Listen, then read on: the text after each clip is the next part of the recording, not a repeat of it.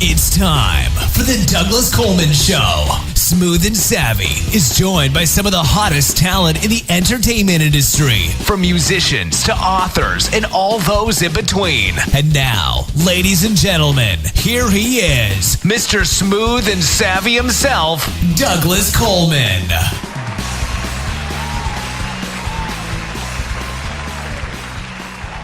Howdy, howdy, ho, hey, hey, hey, hee, hee, ha, ho, ho, ho, ha, ha. Welcome to the Douglas Coleman Show. It's me, Douglas Coleman. Thank you for tuning in. Nice to have you here. Today is Blood Brothers Day. We are featuring, for the entire show, 3 of the people involved in the production and acting of the Blood Brothers movie. It's a new independent film. It's a horror thriller. I saw it. It's very good. I encourage everybody to go out and see it. Or you don't even have to go out. You can just find it online. We've got 3 interviews, so not a lot of time to chit-chat. First up is Jose Prendes, who is the writer-director of the film, followed by Graham Denman, and he plays Charles, the younger brother, followed by Jon Kondelik, who plays Thomas, the older brother, and his production company, Dual Vision, also produced the film. So, we will be right back with Jose Prendes. You're listening to Mr. Smooth and Savvy, right here on the Douglas Coleman Show. We'll be right back after these commercial messages. Hi there, this is Stuart Epps from the UK, record producer, engineer. You might have heard of me. I've worked with artists from Elton John to Led Zeppelin to Bad Company, Twisted Sister, Robbie Williams, Oasis, many, many great bands and artists in the past and the present and hopefully in the future. But you can work with me as well. You know, all you got to do is get in touch with me on eppsmusicproductions.com. That's EPPsproductionsmusic.com. And I can help you with your productions and with your recordings. A lot of people do home recordings now, which you can only take so far. Maybe they need a bit of professional help. So get in touch with me and we can sort it out. And thanks for Douglas Coleman for giving me this spot. Thanks a lot. Cheers, bye.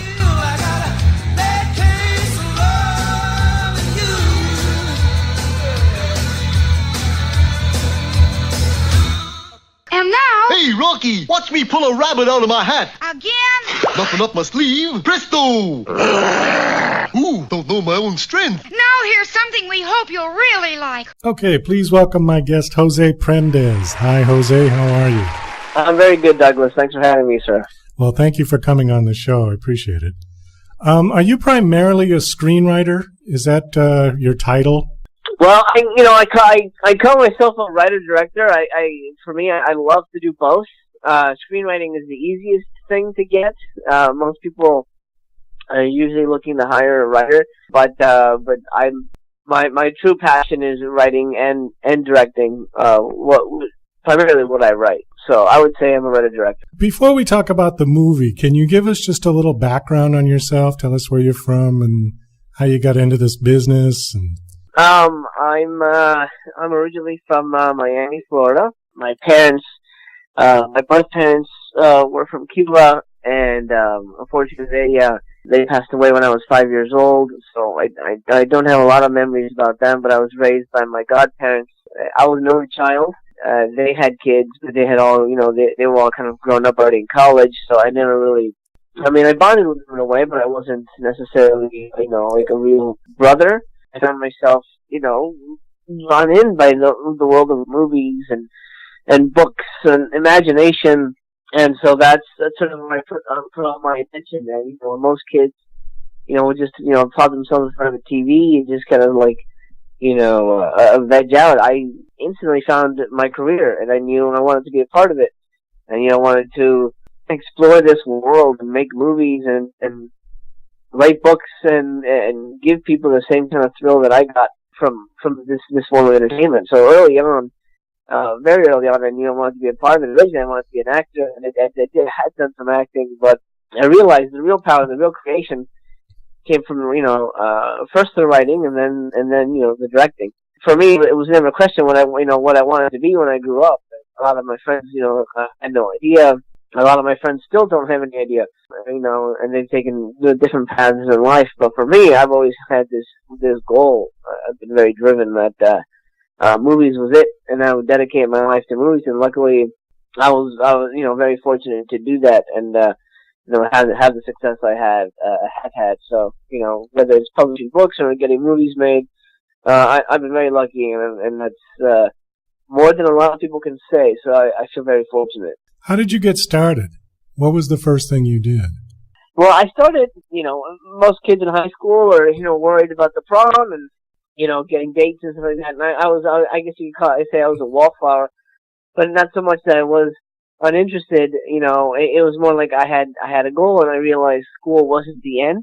School wasn't like my life, and I knew I'd be done with it eventually, and then I could go do movies. So for me, I started writing scripts when I was in high school, to the point that now I've got, I lost count at 50 scripts, and, I would say a good 90% will never get produced, but that's fine, because it was all practice, and it was, for me, I enjoyed the writing, and I think that's a good advice for any writer. You gotta enjoy the writing. So right after high school, I went to a small film school. It was a 2-year, associate's program, and, the day that I graduated, college, an associate's degree, from college, I had published my first book called The Harbinger, and that set me really on the path, to get things done. And then right after that, I made my first movie, which was called The Monster Man, for $11,000. It was one of those, basically it was a backyard, shot on TV kind of movie. I did it with all my friends. It's the best experience I had making a movie, to be honest. It's like the most pure filmmaking experience I've ever had, and nothing has ever come close to that. It was such a blast. I got to work with some actors that I was a fan of, and then the movie actually got distribution. I got worldwide distribution. It's not in stores anymore, but you can find it on Amazon and eBay nowadays.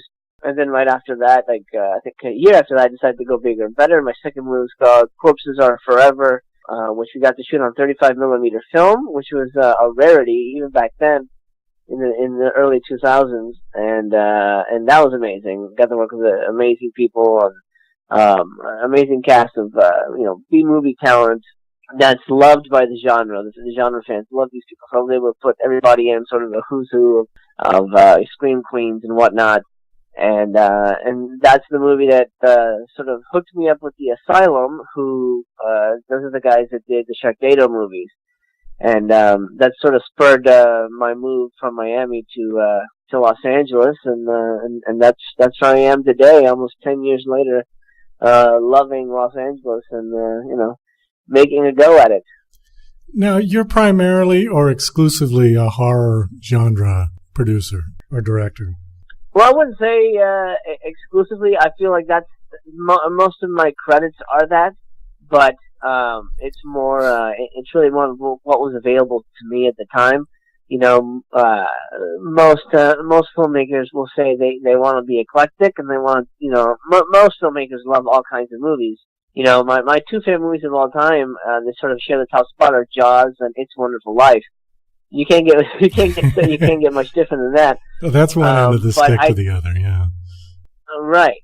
So horror is kind of the easy thing to get either offered or to do on a very small budget.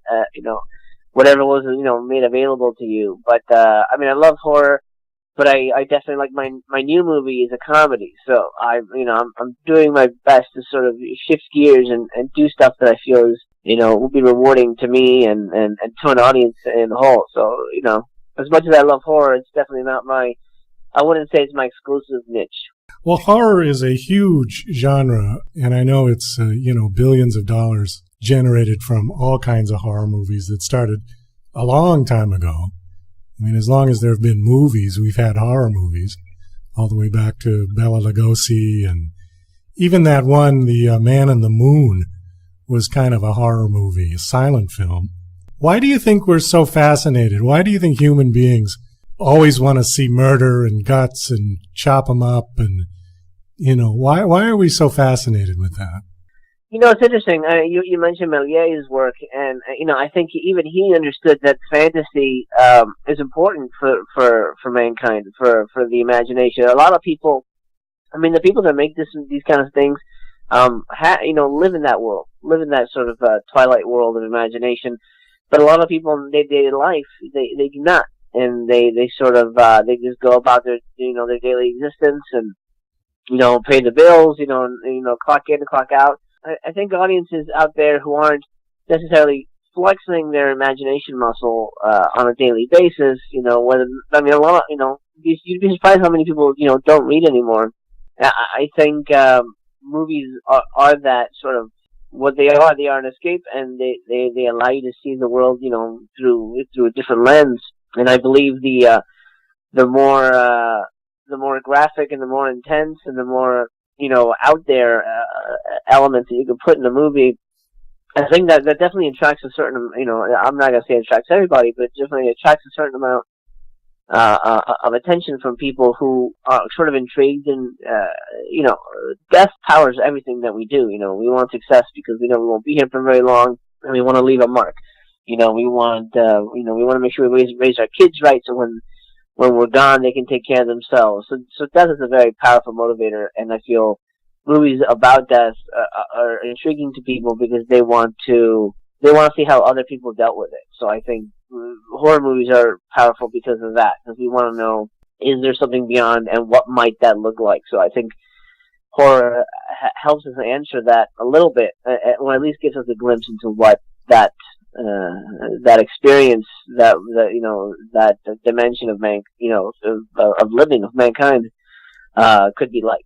Well, certainly people have been trying to come up with an answer for death for centuries. I mean, religion has tried to make some kind of a conclusion to it, saying that, by sort of minimizing this life, most of the major religions say, well, this isn't the real life. This is just a passing to the next life.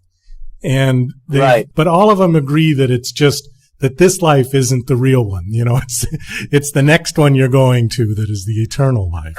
Right. But, nobody knows for sure if that's true or not. And nobody has come back, with any kind of concrete evidence that says, oh, yeah, it's there, or no, it's not. So I think with horror films, because it's the line between that people are so fascinated, and all of the different methods and ways that people can be killed. And I also think that people just like to get scared to death. I think people, it's it's like the roller coaster. It's that kind of an amusement where, something jumps out. You had one in your film, because I watched it this afternoon. You had that one. Oh, thank you. And I jumped out of the seat. So it was successful, that little spot right there where, let's see, I think he's in bed, and then the ghost just sort of pops out of nowhere. And yeah. Oh, yes. Yeah. Yeah, that was good. It really scared me. One of the things I'm always interested in with horror writers, now you wrote this one. What was your sort of rationale about serial killers? How do you write a serial killer? Because they're very different. I mean, in the movie he referenced, what was it, Dahmer and Ted Bundy, I think, was one of the lines in there, right? How do you get a picture in your mind of what this particular serial killer is going to be? Well, the movie is very loosely based on the Leopold and Loeb murder case of 1924. So there's sort of a basis for them. The real story was these two guys, Leopold and Loeb. Those are the last names.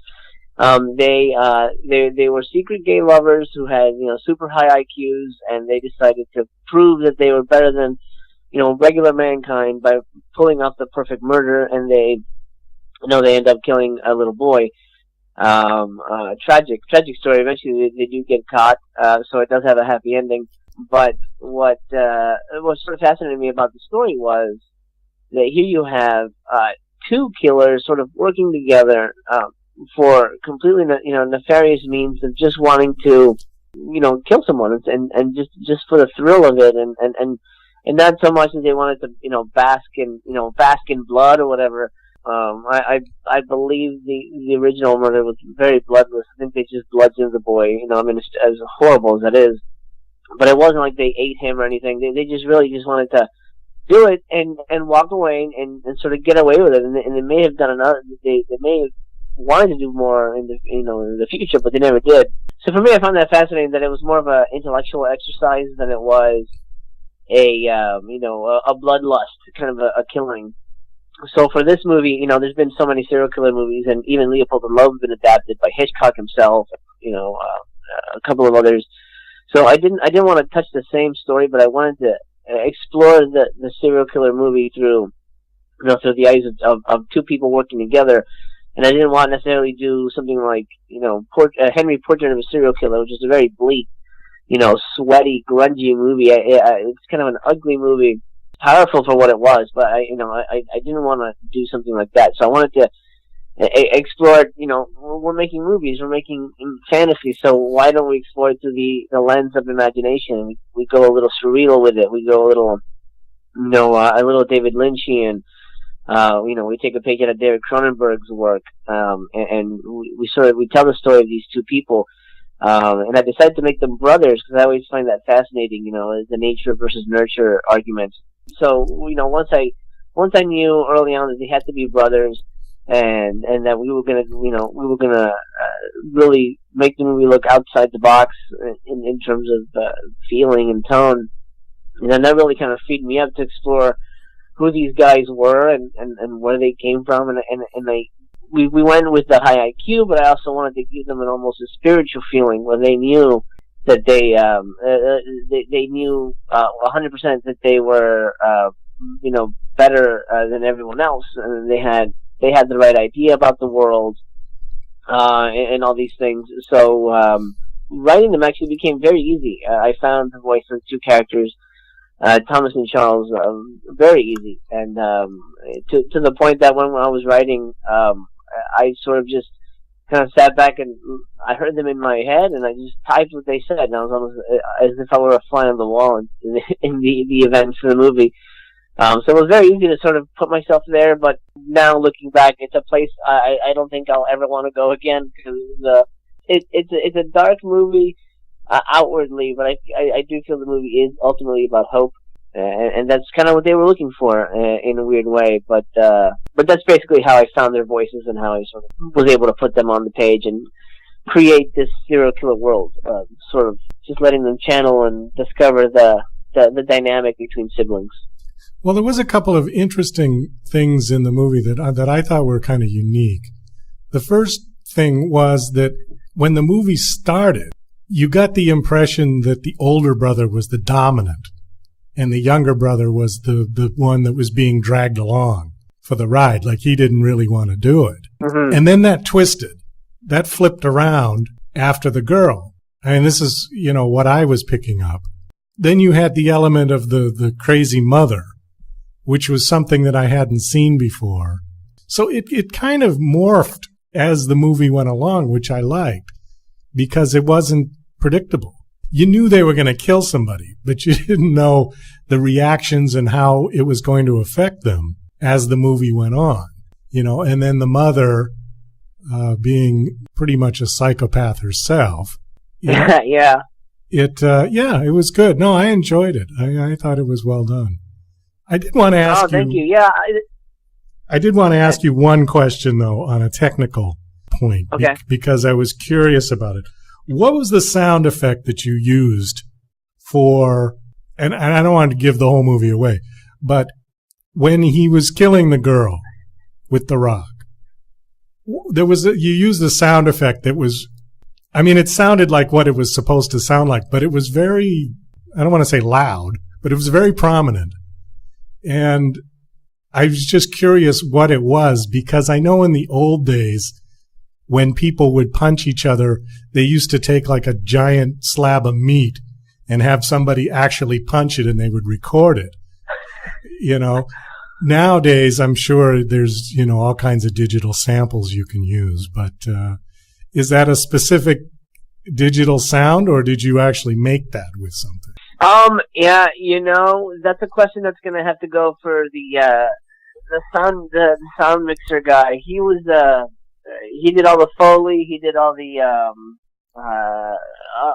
sound work on it. I do know he did go out and record some live sound.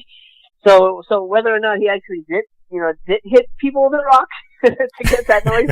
I wash my hands of it. I don't know. You don't know, okay. I don't know if that's actually how he recorded it, but I know.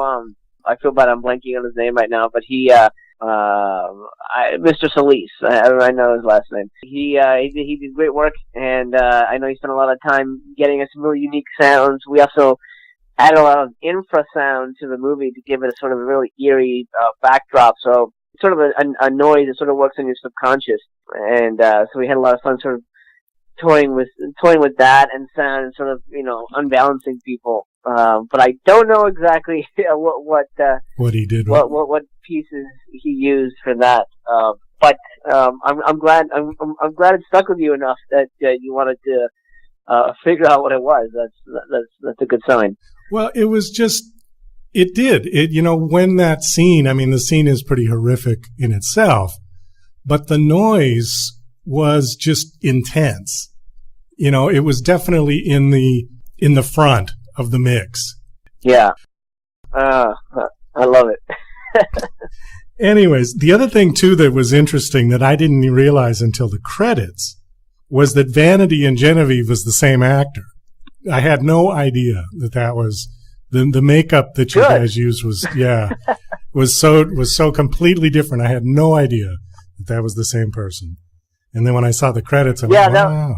That was something that sort of came up through casting. We were filling the parts, and then going back to the script, I realized these two women the movie exists in the heads of the characters, and that's why. And I'm glad you appreciated the switch that happens in between. The movie switches, but so does our interpretation of the world. And for me, the movie is always seen through the eyes of these guys, of these high IQ, kind of yuppie guys. And so for me, the women also had to reflect that. And so Mother is, played by the amazing Barbara Crampton, is very much a version of their ideal woman. And Genevieve, the girl that they meet, is very much an ideal woman for the character of Charles, and Thomas sees Vanity as the ideal woman in his world. So they all have to be sort of a reflection of the same person. And when we went to Hannah Levine, who plays Vanity and Genevieve, we told her it'd be two parts, and she was very excited to dig into both roles, and she did amazing. And a lot of people don't notice it, and you're not supposed to. I think it's something that there's a lot of things in the movie, and I'm big on symbolism, and everything from the rocks being organic to the world seeming inorganic and otherworldly. There's a lot of little Easter eggs that. A lot of people say this, but I feel the movie, with a second viewing, it becomes a richer experience because you see a lot of connecting tissue that you may not have noticed, the first way through. And that would be one of them. Some people don't realize that they are the same actor, essentially playing, two different sides of the coin of their ideal woman. Right, exactly. Okay, well, the movie is called Blood Brothers, and is it out now? It's available on VOD. It's available on iTunes and I believe a couple of other outlets, Amazon as well, and is in theaters December 9th in Los Angeles, and it'll play through the 15th because we're going to make way for Star Wars, and I don't want to take any money away from Disney, so. I'm sure they'll miss it. Yeah. Well, Jose, thank you very much. Best of luck with the movie. I hope it does well. I enjoyed watching it, and thank you for coming on the show. Thank you, Douglas. I appreciate it, and hopefully we'll talk soon, my friends.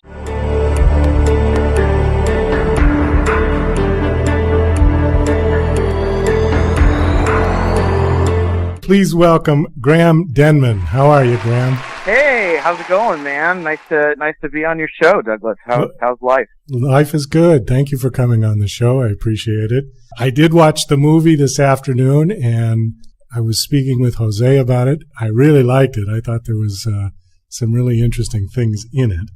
Before we get to the movie, however, please tell us just a little bit about you and what you've been up to for your life up to now, and then we will talk about the movie. Well, let's see. I got in the business starting out as a special effects artist and I used to do blood and makeup and gore and stuff for movies.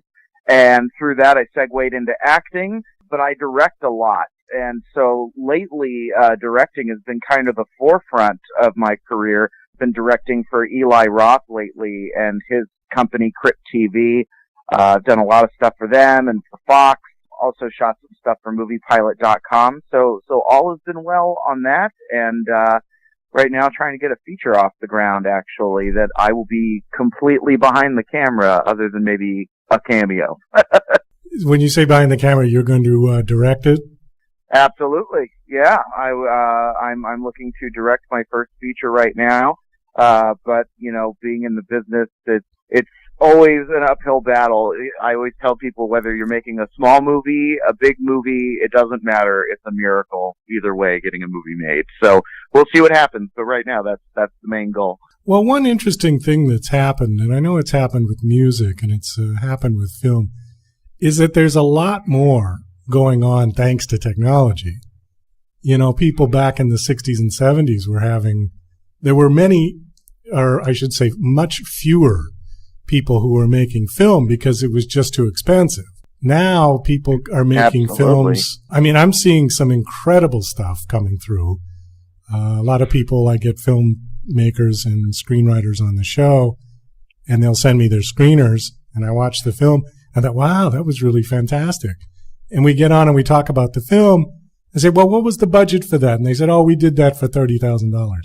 And I'm just like, oh my God. Yeah. And it would just it's complete insanity. There would have just been no way to do that on real film, something back in, it would have been hundreds of thousands of dollars back then to do it. But, yeah, if not more. Yeah. Nowadays, you got movies on the independent scene. I think it was last year or the year before, there was a director who did a movie called Tangerine, and they shot the entire thing on an iPhone. And it's a beautiful looking movie, very much a gritty tale that takes place in the San Fernando Valley, but I think it's on Netflix. So if anybody wants to see independent filmmaking on a phone and actually seeing it done well, look at Tangerine. I myself am a little bit of a purist, so I try my best to shoot on a bigger camera than a phone, but I always told myself I could never call myself a filmmaker unless I'd actually shot on film. So I made sure the first thing I ever shot was on 8mm film. Okay, well now, let me ask you this, because I know I get a lot of different answers.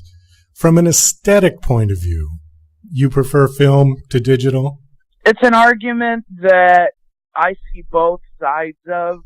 Obviously, there's something that comes with film that you just cannot replicate, and that's because it's film. Whether people, want to say, oh, it's the graininess or it's the way the light hits the frame, whatever it is, the argument is always up for debate because technology is so incredible now that you can, shoot digital and make it look like you shot on film. And I've heard numerous people at screenings of movies that were shot digitally go, oh, you shot that on 35mm, and they'll be like, no, that was, a Red, or that was, an Alexa, and it's amazing stuff. But for me, you got people like Quentin Tarantino out there who obviously set the bar for independent filmmaking in the early 90s, and now people are kind of bummed out, including myself, that Tarantino says he wants to retire after his 10th film.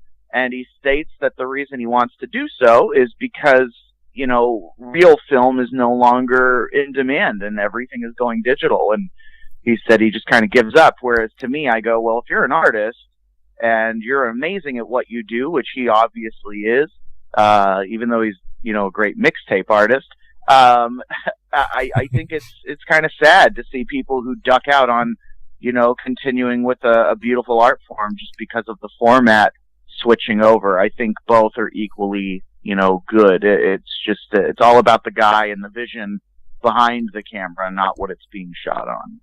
Well, I think that's too bad that he feels that way, because I could understand a guy who's starting out simply just can't afford to do stuff on film because it's really expensive. Yeah, exactly. But I don't think money would be an issue for him. He could certainly get backing to do anything he wanted to do.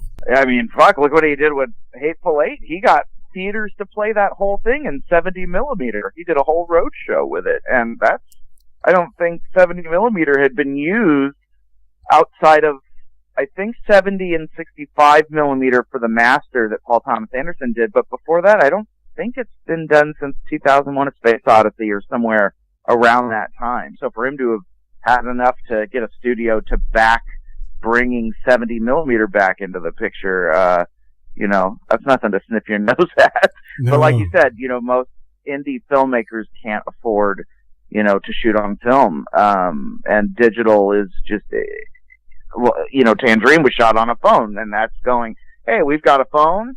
There's lenses now that they make for phones, and some guy just going out there and saying, I want to make a film. And, I congratulate them either way, but I feel that phones are the one thing where I'm like, I don't want to shoot on phones.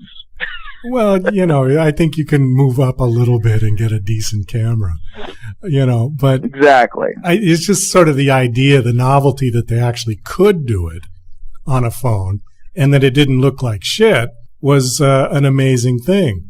I've heard some music absolutely that people have recorded on basically a phone that sounded good versus stuff. But it is like what you were saying about, I know artists that still want to work on 1-inch analog tape to do their music. Wow. But it's the same thing with like Quentin Tarantino. They say, oh, it's too expensive and it's too much work and nobody wants to buy it anyways. And that's their attitude. And, it's sad. It's sad that technology will destroy an art form while on the other side creating a new one. No, I completely agree. It's really sad to see people so divided over. It's kind of like, people, you stop drinking tea because, tea no longer comes in a old-fashioned tea bag. It now comes in a square one. It goes, yeah, but it's still tea. You're still making, what the taste that you want.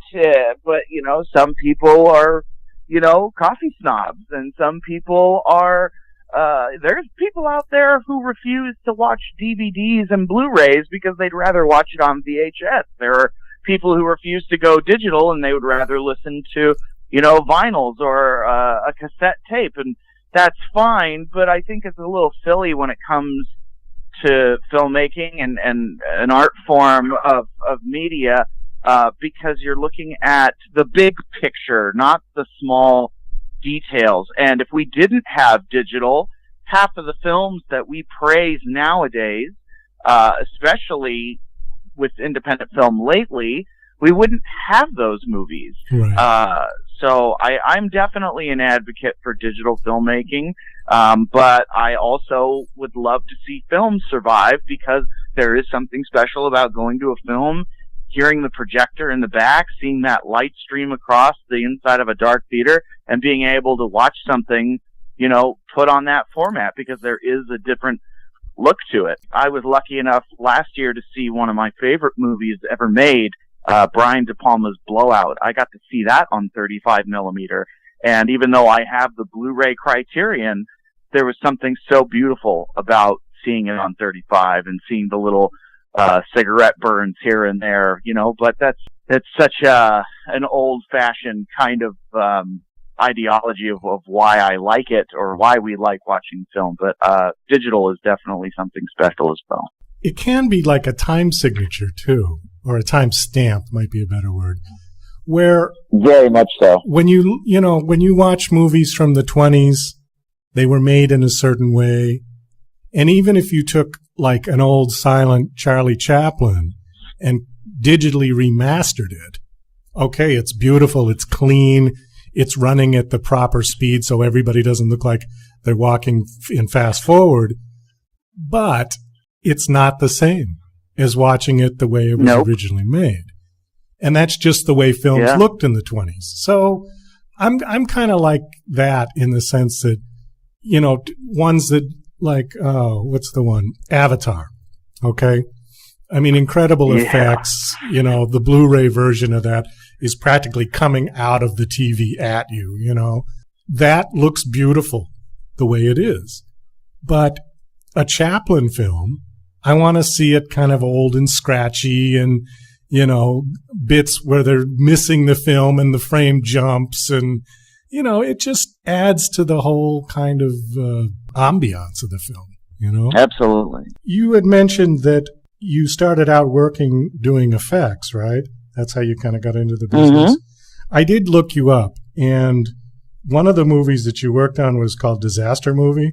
Oh, yeah. I thought it was funny. I was looking through the credits, and Kim Kardashian was in that film, which I was surprised because a ton of people in that movie. I wasn't a big part of that. That was earlier on, I think, in my effects career. I was never like a huge guy. Like, I wasn't a Rob Bottin. I wasn't a Greg Nicotero or anything. I was more the guy who helped a Greg Nicotero or, you know, one of those. So I helped out with the chipmunks that were made for that movie, and I helped out with the Batman that was made on that movie. But other than that, I didn't do shit on that film. Oh, all right. Well, you got credit, so that's something. Yeah. You know, I got paid, so and you got paid, so even better. No, I was just laughing because I saw her name on there, and I thought, I didn't think that she'd ever done anything, you know, in her life. So when I saw her name, I was like, you got to be kidding. She was actually in a movie. So I've never seen the movie. I don't know, but I just thought that was kind of funny. Truth be told, I don't believe I ever saw it either. So. Was it one of those like scary movie type things where it was sort of a parody of disaster movies? Exactly. Oh, okay. Exactly. It was at the time where all of these things were coming out at a rapid pace, whether it was you know, the Chipmunks or a Batman movie and all these things like 300, and they thought like, oh, let's put it all together in one big fat joke. And I feel like that joke is stale. You know, what made Scary Movie and even Scary Movie 2 work the way that it did, along with movies like Not Another Teen Movie, is that those were fresh takes on a spoof movie. And then once those hit really big at the box office, I feel like the companies went, oh, well, let's milk these for all they're worth. So every couple of years, you'd get a new spoof movie, and the jokes just kind of get old because they're, you know, the brand of humor is very much just dick and fart jokes, and there's no real thought process to it. It's like, let's write a script, get it out, and have it out by the time this movie is still relevant so that our jokes are still funny. You know, because if you watch that in 15 years, no one's going to care. It's just outdated. Yeah, I agree. I think they kind of beat the horse a little bit too long on some of those films. Yeah. How did you get involved with Blood Brothers? How did I get involved with Blood Brothers? Well, I have been friends with the film's writer-director, Jose Prendes, for the last 8 years of my life. Jose has been such a champion for me and helped me in every way that he could when it came to acting, because he saw something in me and, you know, thought that I was really good. And so he's pretty much cast me in everything he's done since Whaley House, whether it was a webisode of something or a short film, or giving me a role in something that he had done with the Asylum outside of Whaley House. And I also scored the film The Haunting of Whaley House for him. And so we've just had a really big connection as friends. And he calls me one day and he says, I want you and John, who plays my brother Thomas in the film, and John is also someone that I've been friends with for many years through Jose. He says, I want you and John to come over, and I want to show you guys two movies. I want to show you guys Alfred Hitchcock's Rope, and I want to show you this movie with Orson Welles called Compulsion. And I had never seen either, but anything that Jose wanted to watch, I was always game, because we love having movie nights together and just enjoying a film to talk about. And so John and I go over to watch this movie, and he says, I can't tell you why I want you guys to come over and watch it. I just want you to watch it. So we sit back to back with these films, and they very much have similar themes. And he goes on to tell us about the story of Leopold and Loeb and their murder case. And he says, the reason I wanted you guys to come over here tonight is because I'm planning on doing a very surreal fever dream by way of David Lynch Cronenberg vision of these movies, but told through my own way. At the time, I believe that the film was called The Divine Grotesqueries, was the first title that was ever thrown out. Crazy title. And, and then it became The Divine Tragedies, and now Blood Brothers, because you deal with distribution and stuff like that. But at the time, we were just so excited to be involved with somebody who wanted to make a movie that was outside of the horror genre, but still very much in it, because it is a very big character study, and it's such a weird movie that I felt honored that Jose wanted me and John to play the lead roles in that. So that's how I got involved. Was just a phone call, and as soon as we watched those movies and he explained what he wanted to do, I was in. I was hooked. So it continued from there. You certainly had a lot of blood splattered all over you throughout the movie, yeah? Oh, yeah. A ton. It was interesting, especially that theater scene where you did the ballet with the hammer. That was real good. Yeah, thank you. Yeah, that was an insane day. It's edited a bit now, but originally, every single frame that you see during that theater scene where I go from saying, "Hey, fat guy," and hitting the guy with the hammer and then going down the aisles, that was all done in one take, because we didn't have time to get it very much at all. And so I had to just improv, dance, and move around, and hit people, and everybody who I hit with a hammer had to time themselves properly, which ultimately is why we had to edit around it a little bit, because some people didn't react to the hit when it happened, but it very much had to be in sync. That was a crazy scene. That took so long just to get that one take. Wow, you did a hell of a job, because I know that the dancing was very fluid, and watching that, yeah, it had to be, the timing had to be right. Otherwise, it would have thrown it off. It would have been out of sync. Absolutely. Yeah. I'll never forget Jose saying, just real quick, I'll never forget Jose saying, "Okay, I want you to dance as you go through the aisles." And I said, "What do you want me to dance to?" He said, "Just dance." So I just had to make it up as I went. Well, it was like a ballet. I saw the way you were moving. It really was like it could have been Swan Lake, with a hammer. No, very well done. Very much so. Good way of putting it. Graham, thank you so much for coming on. I appreciate it. Best of luck with the film and with any of your other projects. What are you working on something now? Something else? Well, right now the things that you can look for is director of Contracted, Eric England. He and I did a movie together called Get the Girl. I have a role in that.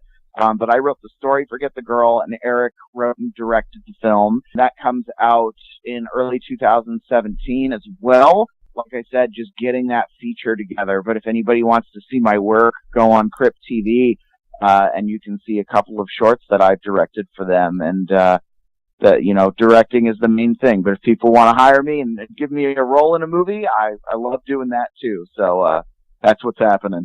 Okay, super. Well, thanks again, Graham. Absolutely. Thank you, Douglas. Have a wonderful day.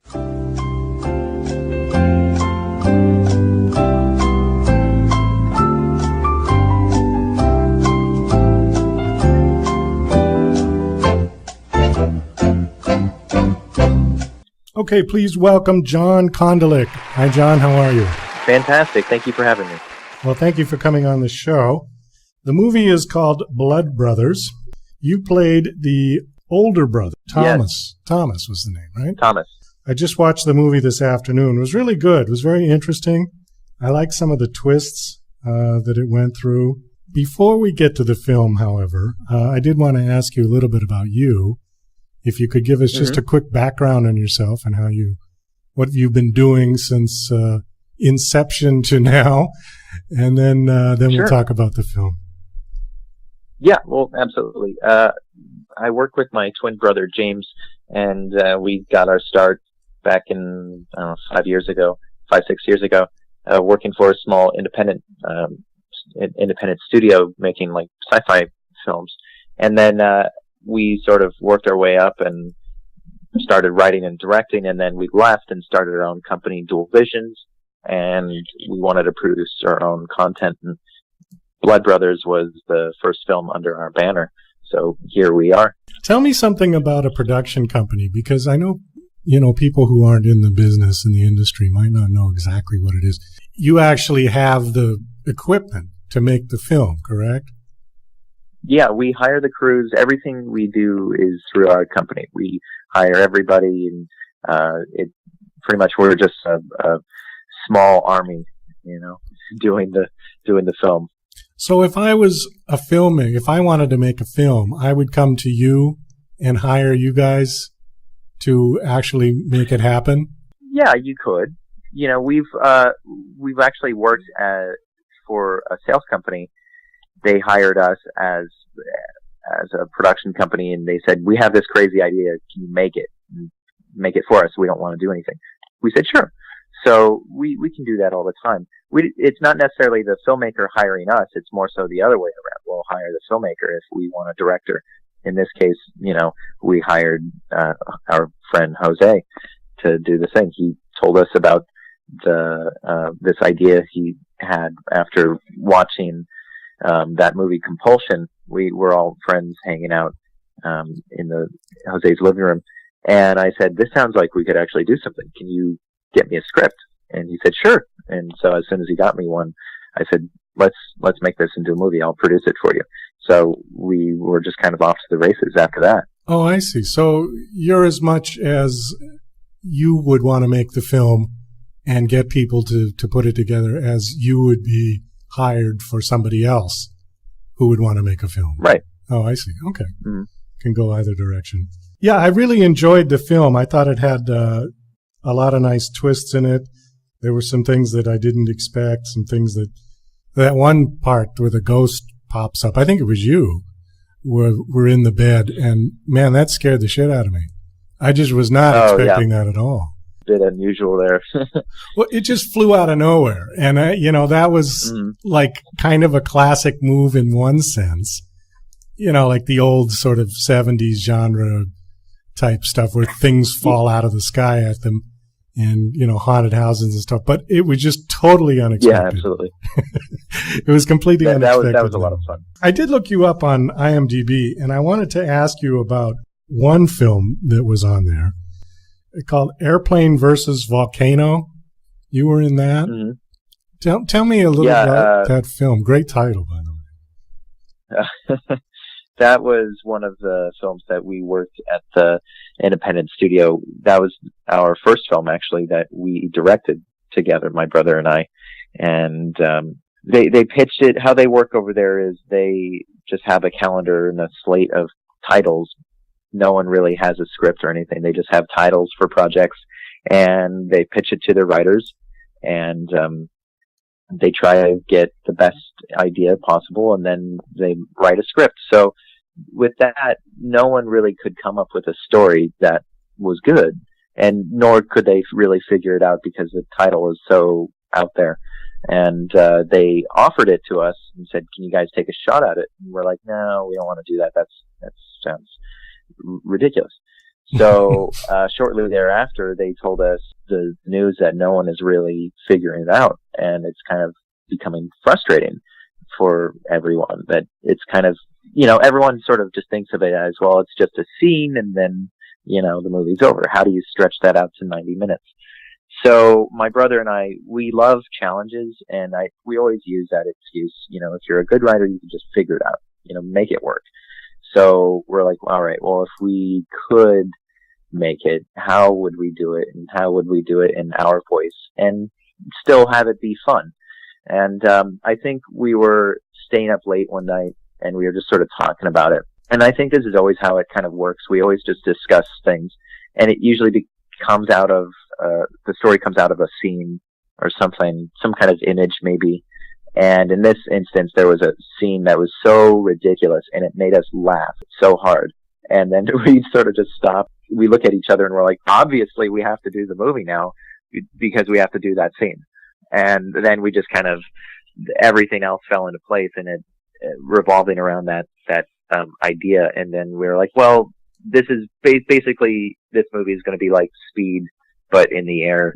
And, you know, I could talk forever about it, but it was a lot of fun, and it's a very out there idea. I love those guys over there at the asylum.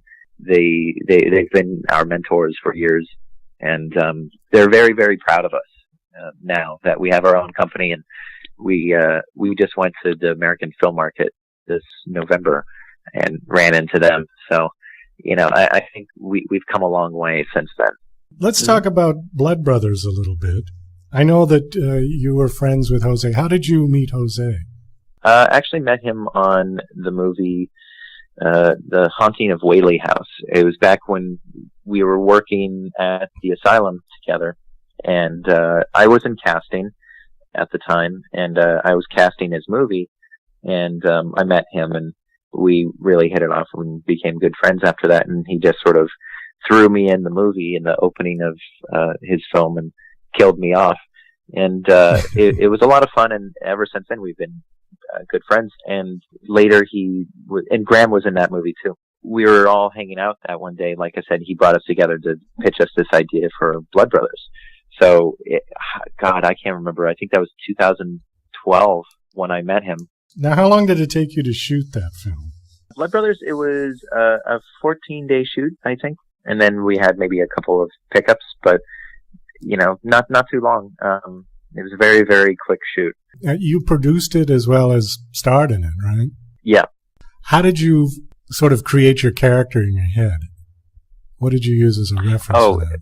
Preparing for that, I think instead of doing like a full-fledged transformation, I think I was just trying to find, because I felt like it would probably be too hokey if I try to, you know, just be a completely different and, you know, different look and all this stuff. I was just trying to find more so the Thomas that was sort of buried within myself, and then just amplify that. And I had a diary and stuff that I was that I created, and was just sort of writing in that as that character, and just kind of furthering the relationship between Thomas and Charles that's in the film. I just wanted to kind of create some sort of past memories that emphasize that, and just so I have something to grab a hold of in my head when we're doing the scenes. It wasn't like a lot of preparation, because as soon as he pitched us the idea, and he got us the script quickly, I think that was in November, and then we were shooting in February of 2014. So it was November 2013, we got the scripts, and then February we were shooting. So there was a lot of time there, but especially working as the producer on it, wearing multiple hats, it was a bit of a juggling act there, trying to bounce back and forth, and like, all right, I need to step away from producing. I need to go get to actor mode, kind of get back into the zone there. So just give me 5 minutes. I'm going to go walk away and be by myself and kind of just go into that sort of trance almost, and then do the scene. Did you do any research about serial killers? I've been doing research about serial killers my whole life, so I guess you could say I've been preparing for this ever since I was a kid. I had an odd fascination, I think, that concerned my parents. You know, we'd go to the public library, and instead of checking out books about animals or something, I'm checking out books about serial killers and, you know, Bigfoot and things like that.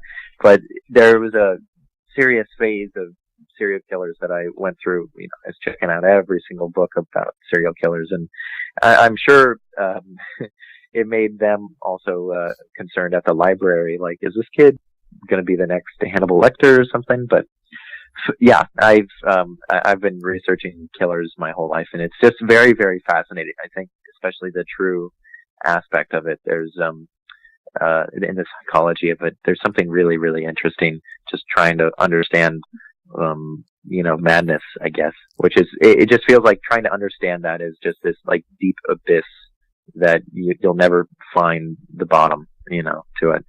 And but I think that's also why it's so appealing, kind of like that dirty little secret no one wants to talk about or shine a light on.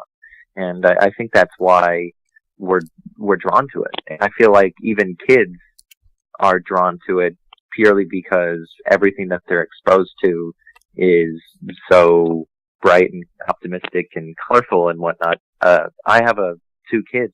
I have a 9-year-old stepdaughter, and I showed her Alfred Hitchcock's Psycho. And I was a little concerned that, she might get scared or whatever, but she was glued to it and she loved it. Purely because my theory on it is the adult themes and the idea of death and murder and things like that, it's taboo, and it's like I was saying, it's that thing that we don't like to talk about. Everyone knows it exists, but if you're talking about it, it's kind of interesting, and it's almost like, ooh, I almost shouldn't be watching this, or I shouldn't, be allowed, and it's kind of like almost kind of playing that bad side of yourself, walking that, that dangerous side a little bit, and it's kind of interesting. I don't know how else or why else it pulls people in, but it does. What I find interesting about violence and horror films is that for the longest time in this country, it was far more acceptable to show somebody being decapitated than to show their bare butt. And I always found that to be rather, ironic, I guess, to say the least. We tended to have a much healthier appetite for violence than we did for nudity. Because I think a lot of people equate nudity with sex. And it's really not true. But somehow it got stuck in our puritanical inceptions in this country. Somebody I had on told me a funny kind of an analogy. He said, the people that settled first in America were the ones that thought King James was too liberal. And I really thought that was quite clever and accurate. So you imagine the people that came over here, how uptight they were about sex. And, yeah, definitely. And I think to some degree we're still there compared to the rest of the world. It always fascinates me because when I go to Europe, they show nudity on television, on broadcast TV.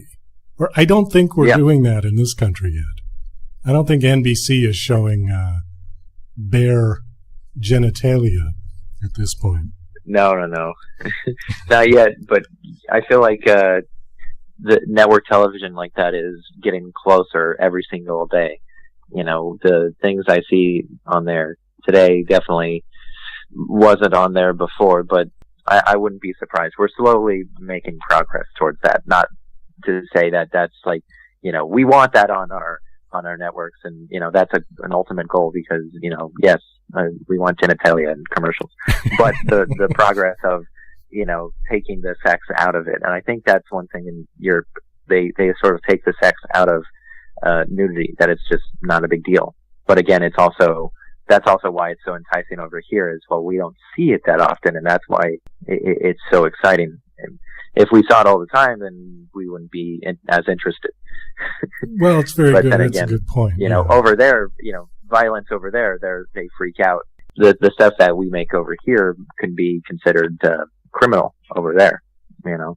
Yeah, very true. And just like Sam Raimi with the Evil Dead movies had to go to Britain to defend his movie because I think they put it in the category of being a video nasty and had to go to court and everything to kind of defend his movie. But sorry, I'm going off track here. No, that's okay. The one that I was going to throw in there too is those Final Destination movies. Mm-hmm. Yeah. Those are even a little too over the top for me. I mean, I kind of watch those and just go, oh, somebody likes them. They're quite popular. There definitely is an audience for them, that's for sure. Yeah. Well, Jon, thank you so much for coming on. I appreciate you having me. The movie is called Blood Brothers. I urge everybody to check it out. It's available on iTunes, all digital platforms pretty much, and I think, Vudu, things like that, Amazon Video, Microsoft has it, so a bunch of platforms has it, and I think it'll be out on DVD Valentine's Day in Walmart. Okay.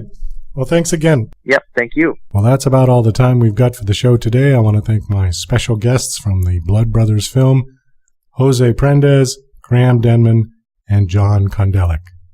This is Douglas Coleman saying goodbye. To the